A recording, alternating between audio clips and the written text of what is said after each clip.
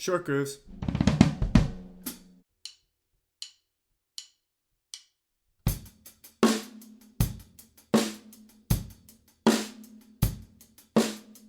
Let's count the 16th notes and tap the hi-hat on each count. 1 E and a 2 E and a 3 E and a 4 E and a 1 E and a 2 E and a 3 E and a 4 E and a 1.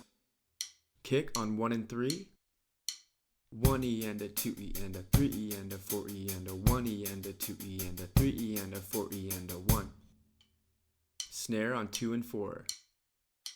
1 E and a 2 E and a 3 E and a 4 E and a 1 E and a 2 E and a 3 E and a 4 E and a 1.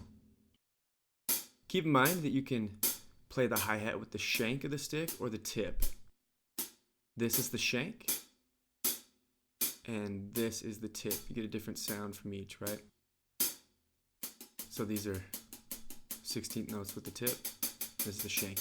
Until you get a fatter sound, thinner sound, fatter sound. Practice both of those. You get good at both. With this groove and any other groove, practice putting the kick in different places. Hear that? 1 E and a 2 and 3 and a 3 and a 1 E and 3 and we're opening the hi-hat too. Make sure to practice mixing things up.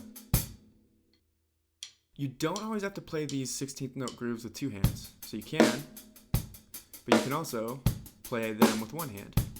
Right? You need some finger control built up. My Better Hands course will help with that.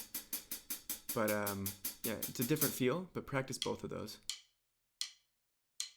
So it's not this, just pounding that hi-hat, out of control, arms all over the place. It's just really ugly. It just sounds bad. There's timing issues there. Get in control, nice and easy. If you want to play heavier later by choice, that's great, but make sure that you're the one in control.